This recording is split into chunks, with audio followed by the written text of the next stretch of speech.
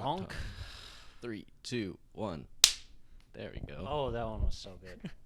Ooh, that one was great. So, guys, I've been sitting here for a week straight.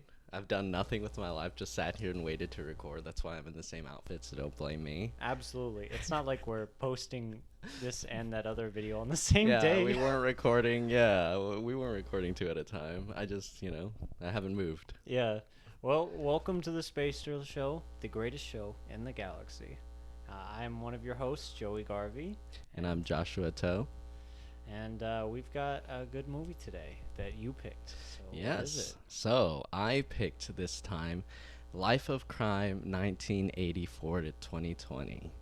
And it's a documentary, which is the first documentary we've had on this. It's crazy, dude. We're doing a documentary on this channel. And I still stand by the fact that I was surprised that I was the one that selected our first documentary rather than Joey, even though he'll fight me about it.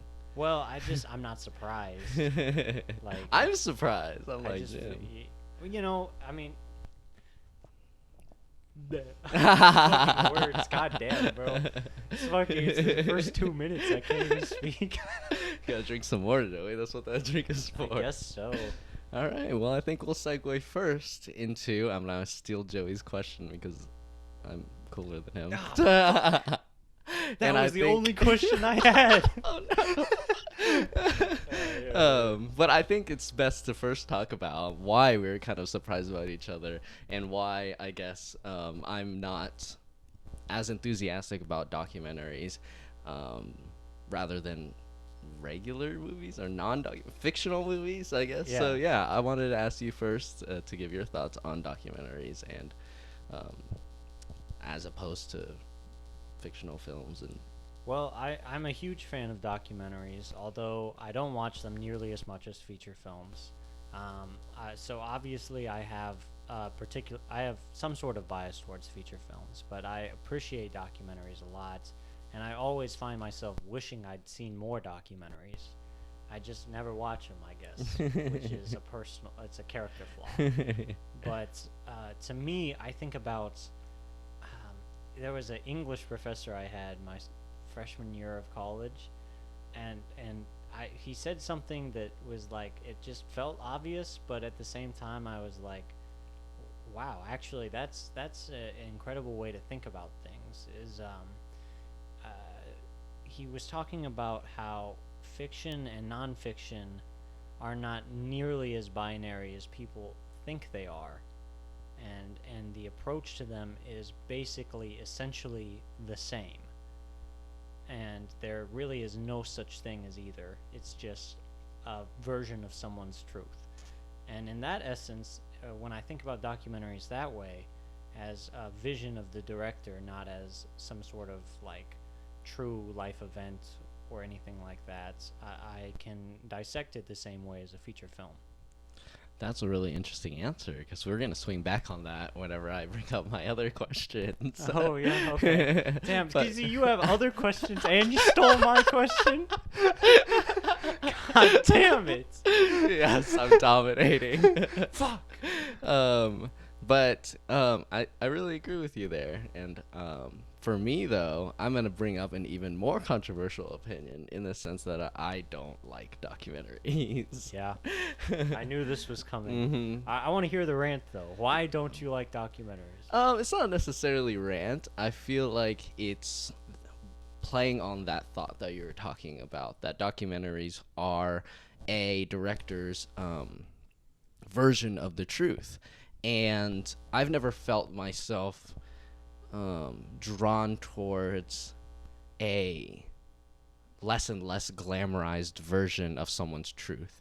I really like exaggerations, both on the dark and realistic side, as well as in the comedic and satirical side. And so for me, ironically enough, watching a person try and record real people and then craft a narrative that, is somewhat biased, but it depends on which documentary we're talking about on the level of biasness. That actually puts me out of the immersion of the film more than a person who's getting fake or real people to play fake people, for him or her to record, it puts me more in the shoes of the person that is the main character of the film if I can relinquish the presentness of the director, I guess. In documentaries, they're very present generally. Okay, that's interesting because I disagree with a lot of those things. Okay. First of all, I don't agree with the idea that a documentary is less flashy, or it can be less flashy or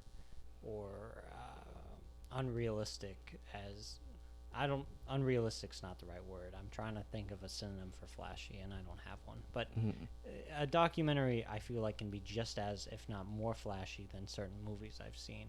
For example, the film we talked about before, Columbus, I think is less flashy, essentially, than this movie we watched, actually. And I think that the events that happened in this movie were more epic in scale and crazier and more externally thrilling. So I think in that way, documentaries are able to approach the subject very similarly to feature films, and that they have that kind of range. Yeah. I feel like in response to that, there's a certain thrill that we kind of look for that may be different in our approach to our opinions on documentaries. I feel like thrilling in the sense of events or plots is not exactly what I'm going for. It's almost like the stylization of filmmaking that makes it vibrant or entertaining for me.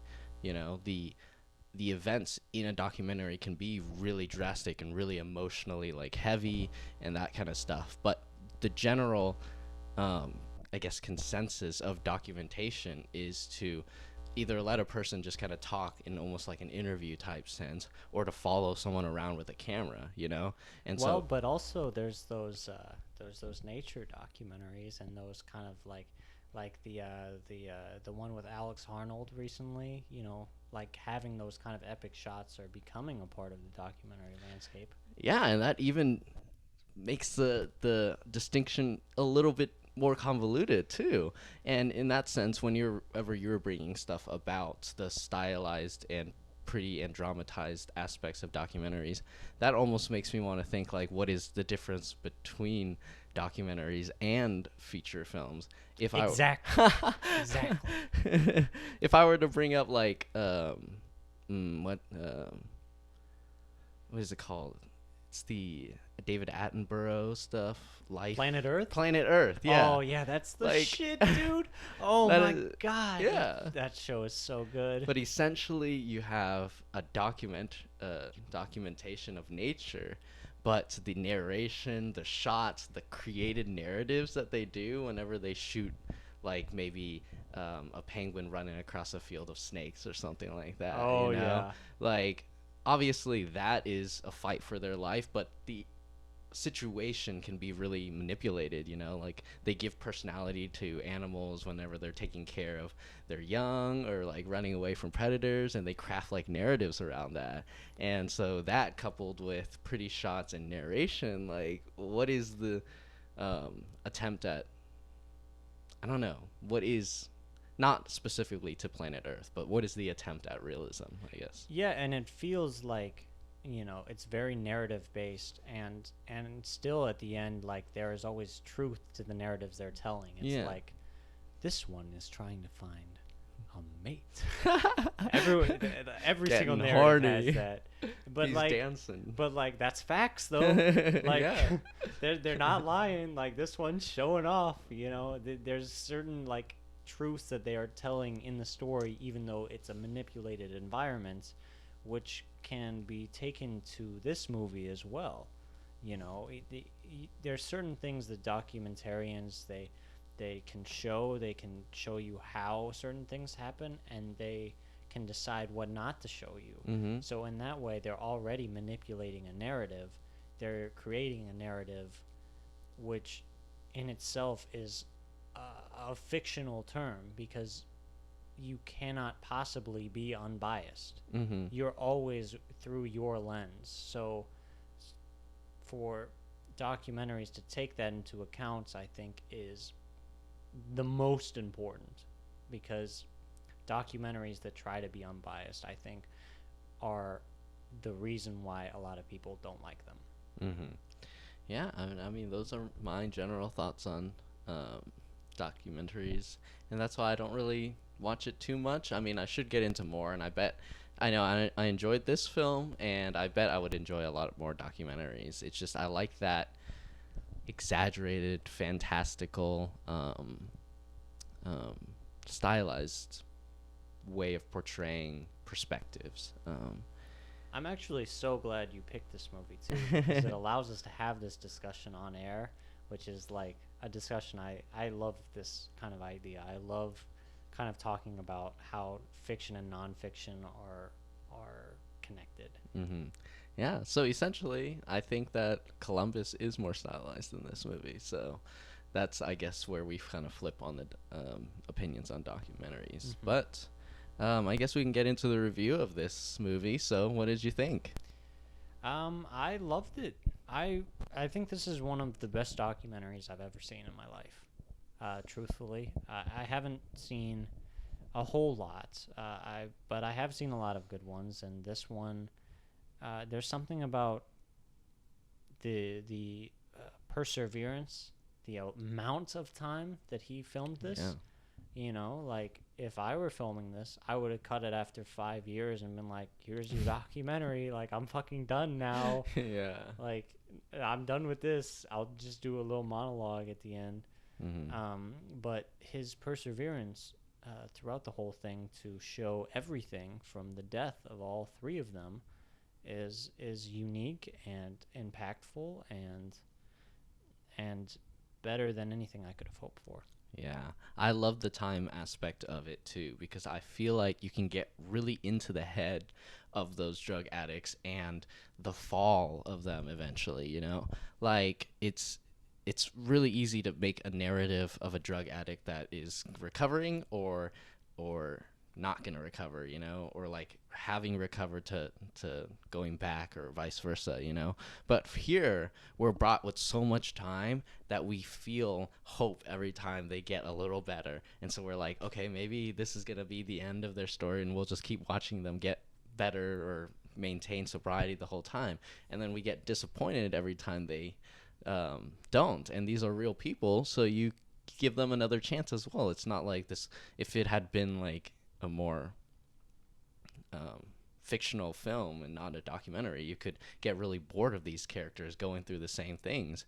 But the charm of the characters, along with the documentary and length of time, you can understand, like, whenever it cuts to a different time, that they've been doing well for so long, and that temptation is always there. And whenever they do go back and relapse, it's heartbreaking every single time, and we still have hope for them in the future. We don't want to give up on them, just like the people around them don't want to give up on them occasionally in some of the characters. Yeah, and I think the best part about it is the perspective that the documentarian took, you know. I feel like there was a lot of avenues that could have been taken that were more harsh to these people, or more well, that's it, more harsh to these people, and he didn't take that. There was a lot of scenes where he'd filmed them stealing stuff. I hadn't seen that in a documentary before at all. That was cool, you know, and that was very engaging. I was really happy to see that, because I think it was a much better idea than not doing that or stopping them, or like interference in some way. Yeah, that would be I would hate that, but no one ever really films them doing that. That's like being part of the crime almost. Yeah. which is great because it shows really what's going on and it gains their trust. You can tell that this guy had their trust and he was a real friend to them. Yeah. I really like that point that you brought up because that was pretty much the train of thought that I was going to go into. That although he wasn't a hindrance to them or like a person who is meddling in them, he has his moments where he generally cares for them after all this time, and they care for him, and they are like, hey, I haven't seen you in a while, you know, like, hey, John. And one of the most heartbreaking moments is about this type of relentless care for a person, but not, you know, getting up in their business. And that's the one with the Hispanic dude with his family. Freddie. Yeah, Freddie, yeah. Whenever he is about to get in his car and go do drugs again, and then John says, like, you know, if you do this, it's gonna kill you, right? And he says it multiple times, so it's not like he's just this cold, sticks a camera in your face, like watches you just go around and do drugs and steal. He's present in their lives, and although he's not like an interfering person, he does care for them and he asks them. And that brought up one of the saddest lines, is that when Freddie says, like, what do I have? Like, I have no family, I'm really sick, like, what is there else to do? And in that sense, oh man, I couldn't even blame him. I have less willpower than that dude for staying sober for like a second. Absolutely. and the film does such a great job of showing the corner that they're put in and how difficult it really is, because, you know, he had no chance to go to family because the officer, his parole officer, wouldn't let him. And, you know, like, things like that, they can't be fully helpful. You can't just like give up on your family like that. And it's just things like that, little just things that add up. It really makes their story very endearing. Even and you're rooting for them and you're excited about them, even though they make a lot of mistakes. You know, they're not perfect people by any means or any sense at all, but you really feel for them and the process that they're going through, because they're trying. They're always making an effort. They're never trying to be assholes or deadbeats. Yeah, you know, like, they weren't deadbeats. That's like not a good for thing sure to say, but like, you know, like, stereotypically people would say they're deadbeats. You know, they were never trying to do that. It's just the neutrality of it too. I know that there are some issues with the system and like changes state and nationwide that need to be implemented, but I felt like there wasn't a condemnation of the institutional help that they got either. I think that in the most capacity that they could, the POs generally cared about like what they were going on. And, you know, if you're dealt with a person who might relapse, and people do often, you know, you do get a little bit more numb to it, and that's just a real shame. But, you know, they would try to get them jobs, and then sometimes it'd be difficult to get jobs, and, you know, the people are trying to find them jobs and that kind of stuff. You know, I didn't feel like there was a condemnation on either side, even though, you know, it's definitely leaning more towards the difficulty of the economy for these people. But I think that the more neutral leaning aspect of the film contributes a lot more focus on the detriment that drugs do to a person in their psyche. And there are criticisms that you could lobby towards the people in the documentary and the help and the you know, state help that they got. But I think the biggest is obviously the harm that drugs do to these people's lives. Absolutely. And it makes me question the title. Oh, yeah. You know, them calling it Life of Crime. But crime really wasn't the central part of this movie, even though at the same time, you know, it kind of is part of this movie, because heroin is a crime, and it's actually more thematic. It's like talking about how, like, why is it a crime? Yeah. Why should it be a crime? Like, no.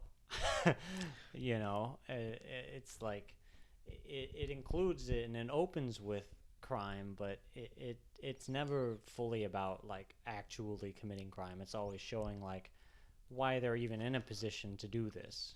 And I think that's kind of interesting that I had heard about the criticisms of the title being called Life of Crime, and maybe others suggest a more Life of Addiction type title. But I don't know, this could be a pretentious roundabout type thinking, but calling it Life of Crime almost shows a very empathetic group of three peoples, and then having them commit crimes or whatever, as you empathize with them, it almost points back at the title, like you were saying. It points back at like it being labeled as crime, because it is labeled as crime under the law, and labeling it as crime in the documentary is both like reductive, but also kind of like now we're discussing about why Life of Crime is named Life of Crime and not Life of Addiction, and that Yeah, we definitely wouldn't be discussing it if it were called Life of Addiction. Yeah. Also, it doesn't roll off the tongue the same That's way. true. But I totally agree with you. I don't think it's pretentious at all. I think it's just closer to the truth. Mm-hmm. I think Life of Crime is a good title because I think it displays the theme of the film more than Life of Addiction would. Mm-hmm. Because, so much of this movie is how long they spend in jail, like how often they're punished for their crimes. Mm-hmm. And their approach to that, and their kind of reciprocal kind of lifestyle like that. I have a question for you though. I thought of a question All right. while we were going. Just a little mind trick, I guess. But one thing I really enjoyed about the movie was the way they, being able to show that much of life, they were able to actually display these people from a very young age to like late middle-aged, like Yeah. 60 years old. Mm-hmm. How did you feel about their kind of aging process and how that was defined in the film? I thought it was a great addition. It actually brings up my one criticism, but I could easily be swayed that it isn't that bad. But the time cards, that was one of my big distractors, I guess, in the film. And I felt that it could have worked a lot more tragically, or even like surprisingly, if it removed those time cards. But I can understand why they're there. Oh, that would have been much better. I didn't think about that before, but if you just didn't tell me how old they were, Yeah. I think that would have been, The years. oh man, that would have been great. Yeah, I thought so too, because I felt like, a cut on one scene, and then you cut to another scene, and they're older or coming out of jail after 60 years or something like that. I thought that would be a lot more powerful, because I feel like if one criticism that this movie is really hammering down on, besides the addiction, is the ineptitude that prison prepares you for the outside world. And so these people do drugs and they just get locked up for an amount of time, but in that place they get taken care of, they get gym equipment, they get games to play, people to be around, eats to watch TV, and I'm not trying to say that it was luxurious or anything like that, but when they're released back into the world, they face adversity again, trying to find a job, living off of whatever money you have, worries that you have to deal with every day. And I feel like that, more than anything else, pushes them towards using again. And even sometimes being not even using, but using to just be sent to jail. Freddie dealt with that a lot. He was just like, just take me back to jail. Like, I don't want to be out here anymore. And Shawshank Redemption has a big arc about that. Absolutely. As well. And I thought that was lessened by the time cards, because in like the 6 years, for example, you get to know that it's 6 years, and then you see Freddy come out, or a couple years, and then you see Freddy in the prison. I would love to have been symbolically shown about how life is kind of on pause when you're in prison, and then you get let out, and you're faced with all these like problems now again, and you just want to go back to putting life on pause. Yeah, and I think it would do a better job of showing like how quickly that time can go by. Yeah. And you never fully know how old they are, so you're really like kind of on your toes about the kind of the timeline. Mm-hmm. And I think that would have been a better way to keep me interested. Yeah. I'm totally on board with this decision. I can understand why he put the time cards, Mm-hmm. because like I think a lot of people would be frustrated if they didn't know Yeah. what year it was. Because I mean, honestly, when I was watching it, I was very interested to see what year it was. I was like, oh, how many years is he going to go now, But if you didn't give me that, I would have ended up more satisfied, because it would have given me my own existential thoughts, like, well, it already gave me existential thoughts. Anytime I see someone aging on screen, I get like kind of existential. Yeah. I'm like, oh no, death. But especially without the time cards, you would be able to see that age, and it would sneak up on you. Yeah. I think another example is, I think, was it like 13 years that was Delirious' skip right after both of them died?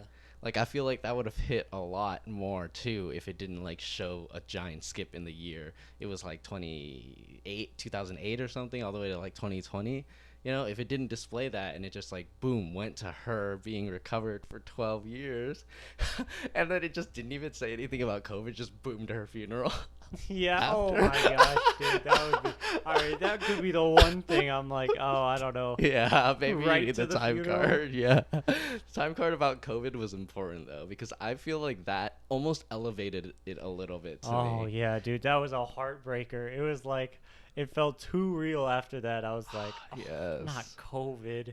Yeah, COVID. And it wasn't even COVID that killed her. It was just the isolation of COVID that killed her. And I think that was such a relevant, and I know that, the people who die from the sickness are, like, that's insanely tragic, and there's a lot more of them. But the mental health aspect of it is also a big problem. And that being the last thing that was shown after we're like 13 years, like, oh my gosh, we're so happy. Like, oh man, yeah. I thought they would end on a good note. I know, that's what I'm saying. I'm like, 1 out of 3 of them survived, and the other 2 were just so sad. Like, give us one, please. It was like, at least there's hope. At least Delirious did it 1 year later. Fuck. Oh man. COVID. God damn it. and it's actually, I never really want COVID to be in art, usually. Yeah. But in this case, it was very, very like. Yeah. It was very. Yes. It was important, and obviously he had to show it. Yeah. But even like, it just shows like how horrible COVID really is for everyone. Yeah. And like how much it affected everyone's mental health. Even if you're dying, it's like people that aren't, like you said, people that aren't dying from the disease are also being affected, not only from other people dying of the disease, but having to quarantine, self-isolate. A lot of our systematic government kind of programs, they're not ready for this kind of switch. None of our culture was ready to switch. Yeah, for sure. It was such a surprise. Yeah, so I'd never seen a film do it like that, and that was very good. Yeah, you kind of, like, we just did the worst person in the world, and there's just a little bit of COVID at the very end too. There fucking is. I noticed that. I was like, whoa. Yeah, I was like, yeah, I guess this was made like really recently. And that was actually okay too. Yeah, it was fine. It definitely wasn't Yeah. impactful like this movie was. It was just kind of like an afterthought, and it's Yeah, like, yeah, oh, okay, I guess that's our world now. But for this one, yeah, movie was. It was just kind of like an afterthought, and it's yeah, like, yeah, oh, okay, I guess that's our world now. But for this one, yeah, I agree with you. I haven't seen a use of COVID that was so visceral and so like heart dropping as this one. We were really hoping for Delirious. yeah. And I actually, speaking of Delirious too, I think the way they transitioned from, because Delirious was not the third person at the beginning, Yeah. the third criminal at the beginning. Um, it was the domestic abuser. I don't even know his name. Yeah, I but don't know his name. He was a domestic abuser. That was He was probably one of the most intense scenes. Like, oh my gosh, that was nail terrible. biting. Absolutely. He was just beating on his girl, like, oh. Yeah, and it was just no one was doing anything about it either. But you know, him switching off the jail, and actually the switch to Delirious is maybe the best thing that could have happened Yeah. for the documentary.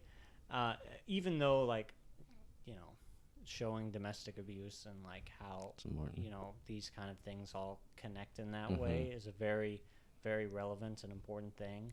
But the way he switches it to Delirious afterward is also kind of, you know, flipping. At least you get like an approach from a different gender. Also, like having a different perspective on addiction is important. And her turnaround, I felt, was actually the least expected out of any of them. And then she did it. You know? And that was really sweet. I agree with you completely. I think it does narratively really important things for the movie. One is that it does switch from a perspective that's a woman, and that kind of eliminates the three male people. But also, Freddie is pretty relatable, but he has his, like, you know, flaws, his struggles, his fears, you know. And I forgot the main dude's Rob, yeah. His struggle is he was almost like a charismatic lead, you know. He wasn't even that like relatable. It's just kind of funny to watch him like talk and like interesting. So, yeah, yeah. You just like put a camera on him and he'll just do the rest. But then if you add, like, let's say you focus on a wife beater or a girlfriend beater for the third character, that really limits even the other two. You know, they're not as great to support that emotional empathy, and so that switch narratively to Delirious adds that female aspect, but she also has children. So before she kind of flipped, you know, we were expecting her to be the least likely to get well, but she had children, and so we could latch onto the children. And some of the best moments I thought in the film were lines that were said by the children. The one the one where she says, like, where are you going, and like you have your hand like on the doorknob halfway out, I guess. Or the fact that she has to take care of herself and her little brother. Just sometimes the advice and the one-liners that she gives to her mom is really impactful. And so, yeah, it adds that narrative factor that is really important too. Like I was saying, that attachment we can get, and it highlights the other two characters, because if with them two, a third less relatable character would honestly hinder those two, because they're so in the middle ish, you know. That a person like a worst character to be the third character would just bring the relatability of all three of them down. And the fact that Delirious was in there brought it up to the level where you could start to empathize with the other two characters before, you know, all the things unfold. And I think that's really important, because you have to empathize with the characters before they're like rock bottom or before their eventual deaths, to be able to watch the ride of addiction, because addiction isn't just about the death at the end. You know, there's a whole struggle and destruction of a path that is led to death, you know. Yeah, and I think she does a good job of being the bridge also between Freddie and Rob, and Oh like yeah. they're all connected in that way, and they're kind of they're they're grouped in a way that like it keeps them together and it keeps the story alive of all three of them because you get to see them interact with each other every once in a while, Yeah. you know, and they're not like hanging out with each other all the time. They go off and they have their own lives and their own stories, and but then they eventually do reconnect, and it's great to see the three of them interact with each other when they're all three together, or when it's just Delirious and Freddy, or just Delirious and Rob, or just Rob and Freddy. They have a good balance between all of that, and I think that was really good. Yeah, I mean, it was the most hilarious subplot that Freddy stole my guy Rob's girl, man. Oh yeah, dude, that was so funny. And then she was like talking about their dick sizes. Yeah. She's like, it's like, definitely raw. yeah. I was like, that's so out of pocket, man. She just said that to him. Like, jeez. That's so funny, man. But yeah, and then Rob got sober, and he was telling Delirious about how she should get sober, and she's like, all that kind of stuff, and that dynamic between all three of them really added to the film too. And I mean, sometimes there are creative decisions that we can say like, wow, they put in the extra effort to do this. But this one, it just felt like really easy to, if you're gonna have three characters in your drug documentary, that they be like really close to each other. You could just like hop around and just film all three of them to a degree. And so in that sense, um, the optimal solution is also the best, like creatively and like story wise. And I thought that was an interesting aspect of things. Yeah, I love the way they all connect, and it didn't, it's clearly a manipulation of the story, but it never felt like it was too much. It felt like naturally this is like the progression, and this is what happened to them, and this feels like a truth that I can resonate with. Like this is closer to the truth than other movies would get with this same story. And I think their relationships interacting with each other certainly benefits that, and also the way that they make each other better. I think it was particularly sad you bring up like Freddie talking about, hey, you got to get sober one day. And then for Freddie to die from a relapse, and then for why did I forget her name? What's her? Delirious. Delirious, yeah. For Delirious to move on after that, and to take Freddie's wishes and then finally have that come to fruition, I think that was just beautiful. And obviously it's not his own, but just taking all the people around her that was saying that and making her own vision with it. I think the greatness of documentaries is in a surprise factor almost, because life is really unpredictable, and like we were discussing, the time card almost kind of removes that unpredictability a little bit.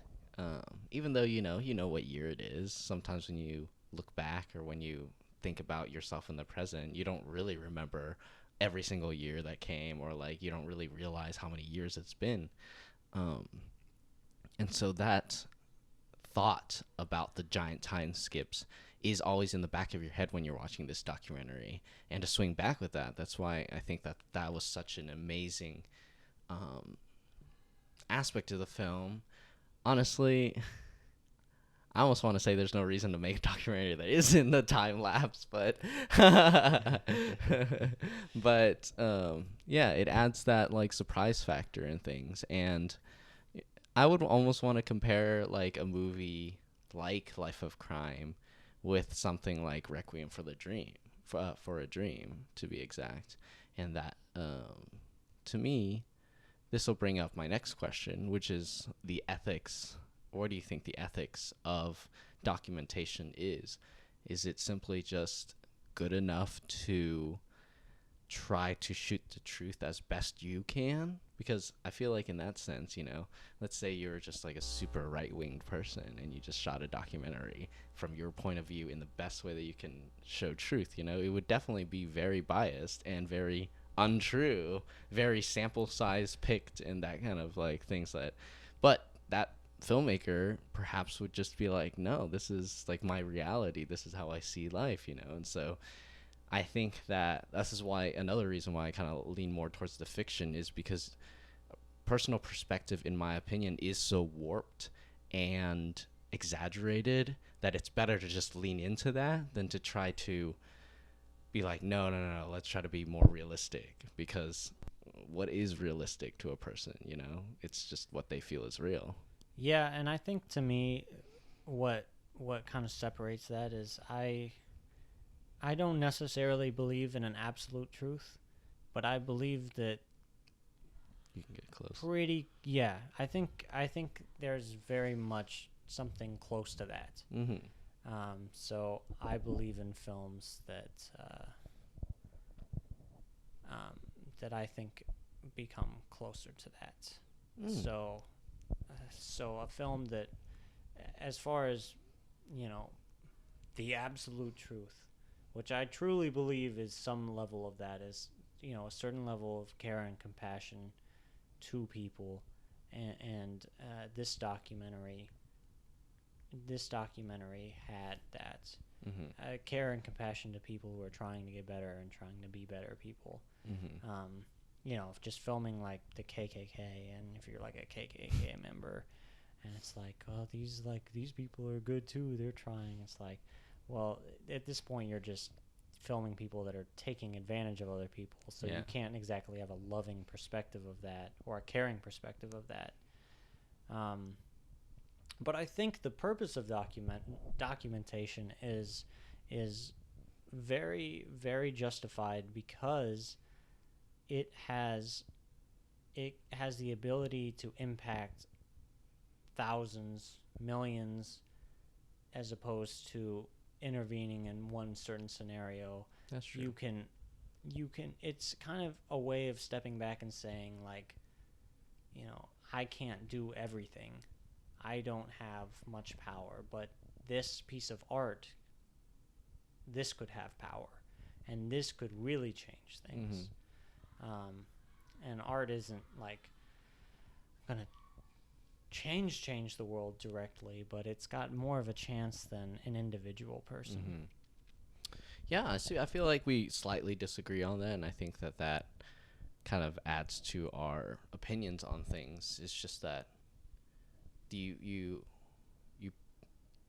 lean more on the aspect of there being an absolute truth, and I lean a little bit more on the aspect of individual truth, I guess.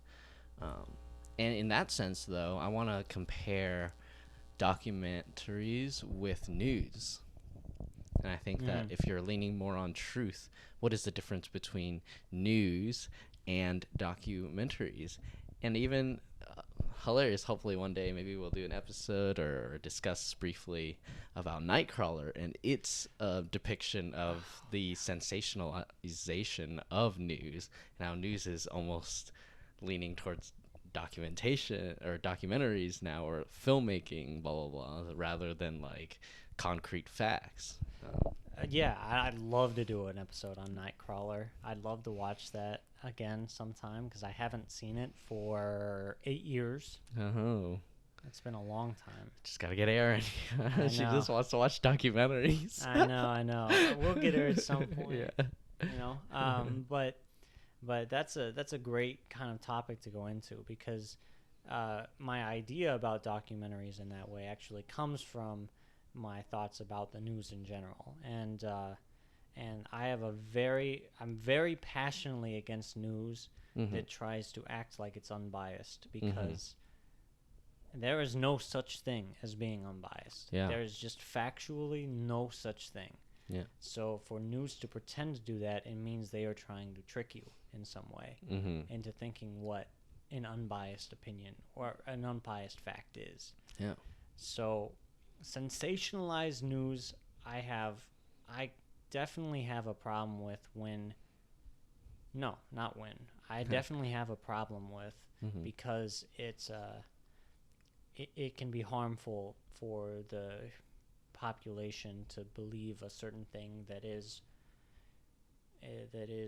wrong, or untrue. Um, but at the same time, I appreciate news that doesn't try to hide its own opinion, Mm-hmm. because that is closer to the truth than acting like it's not there. I appreciate that more because that's closer to reality. Mm-hmm. Like, I can't give you information about news without somehow twisting it as to what I think is right about the topic. Mm-hmm. So in that case, it's very close to journalism in that way. That's why I appreciate creative journalism so Yeah, much. creative journalism is definitely a lot more interesting than like news pretending like Fox or CNN or something like that. Yeah. But I think the $1 million question then is that documentaries exist in this little middle, and I'm just really curious about if you think that there is a not even merit, but a criteria to exist as a documentary, because there's the documentaries that want to stray closer to truth, push in the direction of news. And so, in a way, maybe as a hypothetical, the best, most unbiased that you could possibly be, not completely unbiased, but the most unbiased you could possibly be of a documentary is like really good news. And then the totally biased of documentaries is fiction, is like regular films, like fictional films. And so to me, my question is there some sort of criteria that documentaries exist in the middle that gives it merit rather than pushing it towards one of, or the other? Well, to me, I would argue that I don't agree with that kind of system that you laid Okay. out, in the essence that news like is the most unbiased, or trying to be the most unbiased, because like I said, I don't believe that. I don't believe news should be that. Mm-hmm. Um, and I don't believe news is that, actually. So I think documentaries, fiction film, and news is all the same in that essence, in that it's just the same amount of bias as anything else. Okay, I can agree with that then. Like documentaries and news is like news isn't the most accurate of documentaries. They exist in the same like Yeah, they're in the sphere. same stratosphere. They Mm-hmm. don't. They don't. News isn't like. News is still crafting a narrative. Media crafts a narrative, and, That's and true. in that essence, that they are the same. Mm-hmm. But if you told me to watch 2 hours worth of news, I'd be like, I don't know, man. You told me to watch a But like, documentary, what I'd be is like, news at some point? yeah. Like interviewing someone that's kind of news. Yeah, I That's guess they say like journalism. 60 Like, minutes or something. it really blurs the line. Like, what is journalism at some point? Like, documentaries are totally journalism. I think the fact that things happen in real life is the only extension. Like, I don't think fiction is journalism, Mm-hmm. but Yeah. Well, we're just that's discussing it. like Yeah. genre, like middle grounds, whenever you're trying to say like, oh, this movie is this genre and this genre, it's just being like, what is this genre? Like, what is the other genre? Like, is it something new, or you can could just consider it a mixture of two genres type thing? That's a really, I know it's an interesting debate, but we definitely can get a little bit into it. Well, also, just to keep going off track a little bit, I Okay, want to know okay. your thoughts on this, though. Okay. Because, like, that brings in the idea that, like, what different mediums add to the table for, like, certain levels of art, it lends to the idea, like, what is this medium, and how is it different from this other medium, Mhm. and how do those approaches influence each other? Documentary, I feel like, is a completely different medium to the feature film, Mm. not just like a genre. Mhm. So how do you feel about like intermedia literacy, and the importance of like what all of these kind of different mediums do for each other?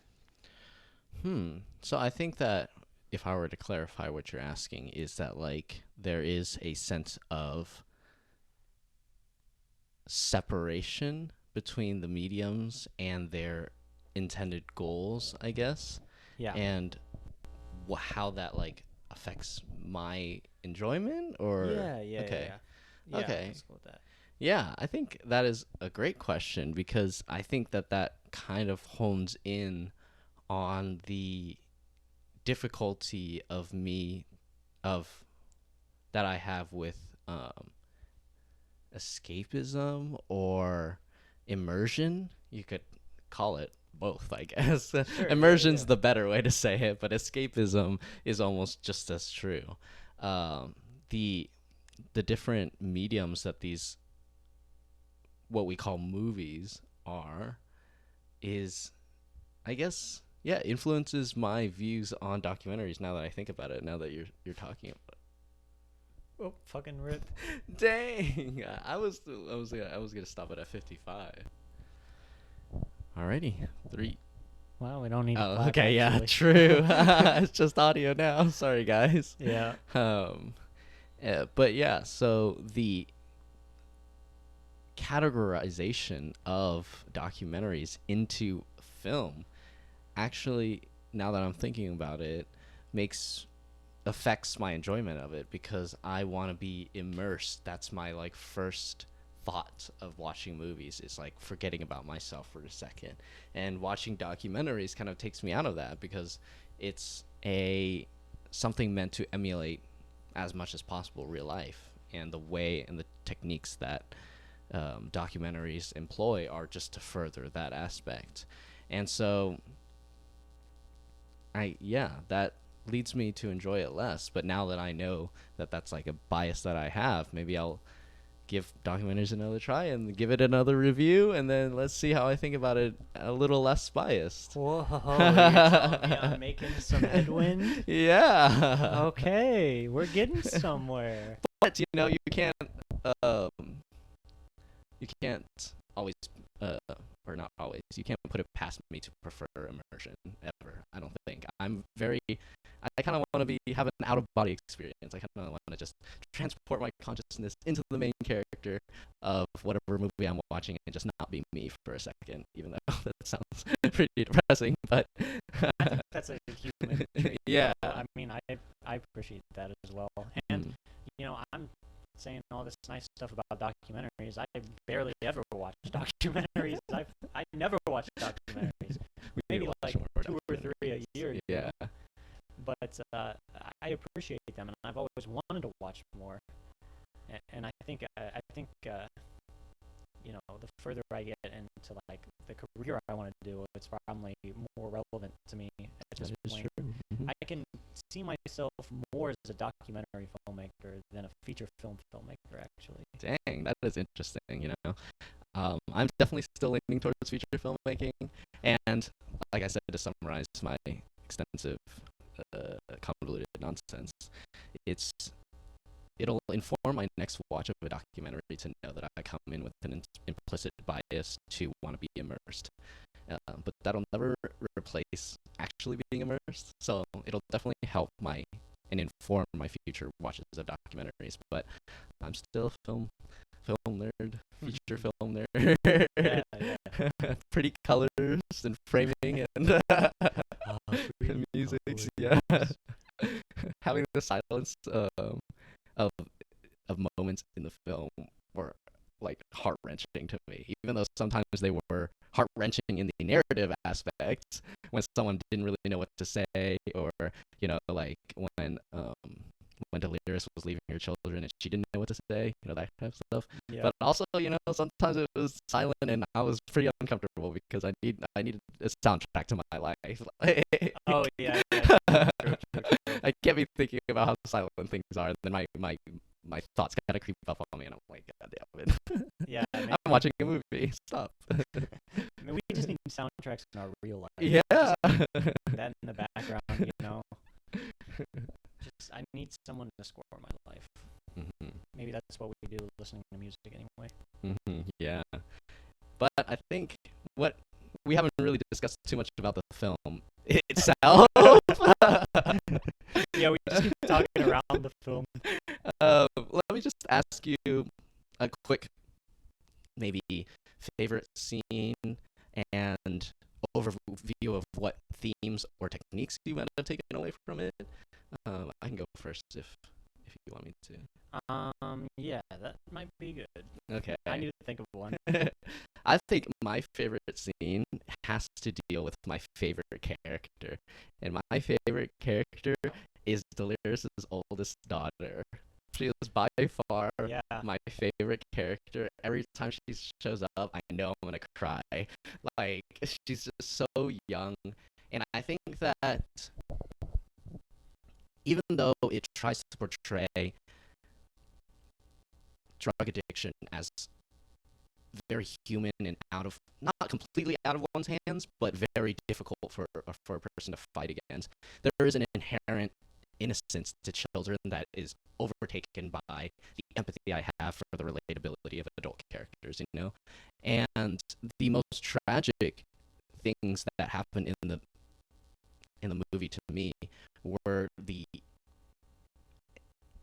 inability to keep from affecting others whenever you're addicted to drugs. And I think that that's just a personality trait of mine because I can go through a lot of things, but if someone I care about goes through just like the tiniest thing, I'm just like broken down over it, you know?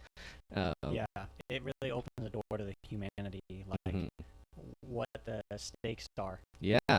So Delirious and her children, they were her stakes, and the fact that, you know, although I empathize with Delirious and her life decisions and her temptation and all that, it's heart-wrenching to see it affect someone, even though she doesn't want it to affect them, but she can't help herself, and that just adds another dynamic. And so the oldest daughter and her having to step up, lose her childhood pretty much, take care of her her little brother, and saying just the most tragic things with the most straight face because it's just their reality living with an addicted parent, you know? Like telling your mom, like, we want you around more, like just straight face because it's like, oh, it's just what I want. And she can communicate better than me, bro. I can't tell people I'm close with, like, hey, could you, like, spend more time with me or something? I'm just like, oh, man, they hate me or something, you know? Yeah. Yeah, and so absolutely. all of that communication that she deals with, and then 13 years later, when she's all grown up, and you know her mom is just like getting through, giving her another chance, almost giving up sometimes. That was definitely, I guess, my favorite scene would be when she was more on the young side, taking care of her brother, or yeah, but that's yeah, that's a great one. I think she was a huge addition to it because everything you said was so spot on. It was just a way to show like there's a lot of empathy for these characters, but really like they need to be there for because their decisions are not just affecting them. Yeah. And that's like kind of the struggle, and that's kind of the mental anguish that comes out of it.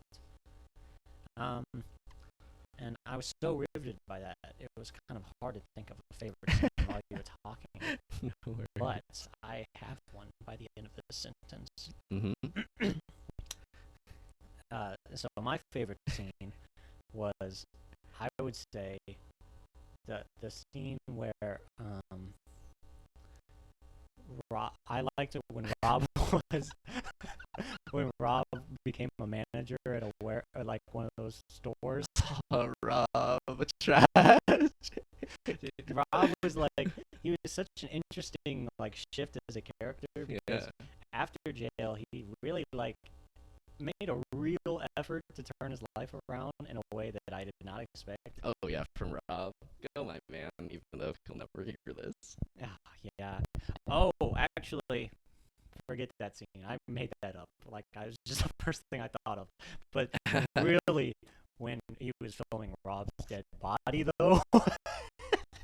The morgue? Oh my god, that's probably, if not the first, one of the few times I've seen a decomposing body like that. Like, that was visceral. That was seriously graphic. And the words that came out of the coroner or the parole officer or something after that was like, that's all he's going to be known for is like a druggie or something. that's just the end. Got the ultimate high. Died of a whimper. And it was really strong, especially because he had the documentary about him that's a huge hit now. So his life was not, forgotten. Mm-hmm. And at the same time, how sad it is that his life was taken so soon, especially with all the work he'd gone through, and everyone's reaction around him was so lame. Uh-huh. You know. Like Robbie's death had no one in that sense. Yeah, I mean, he really didn't. Mm-hmm. And I think it reminded me of one of the quotes that really impacted me. I mean, there's just an insane amount of quotable like life lessons in this movie, even though these are just people like, I guess you could say it impromptu, but it's not really impromptu. It's just real speech, you know.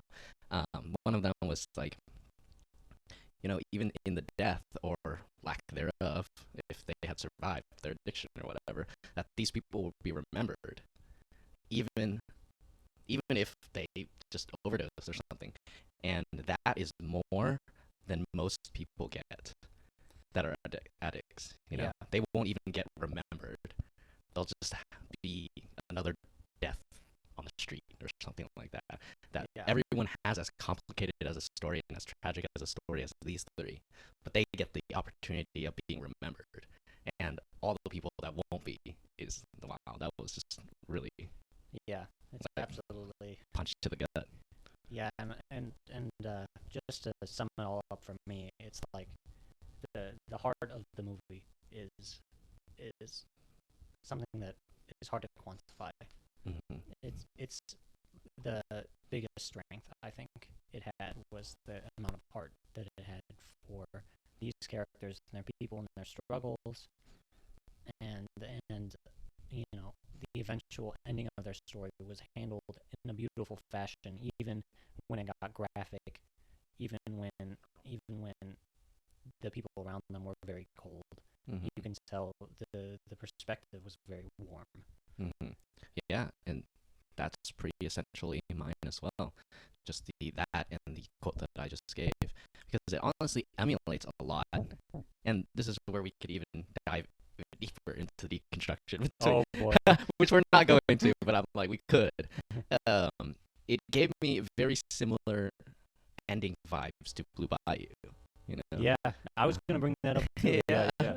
The stylistic aspect of Blue Bayou, centering on a fictional main character, can make you empathize with these hundreds, thousands of immigrants that are getting deported. That this is just one story. How relatable, how heartbreaking this one story is, and there are thousands more. And in this sense, it's a documentary about people addicted to heroin, and there are thousands and even millions, maybe more of them. And so, yeah, the way that I can't even barely see a difference between the two now. I think about it because they both achieve what they're trying to achieve, either using like stylized and filmmaking strategies or documentary strategies, documentation strategies. But yeah, so that's my ultimate takeaway, I guess, as well, is just the fact that these people were so tragic and yet they had the ability to be remembered. And honestly, that's super sad because I can't even imagine if I'll be remembered. And I'm not even a heroin addict, so like the struggle to be remembered. And so many people are forgotten.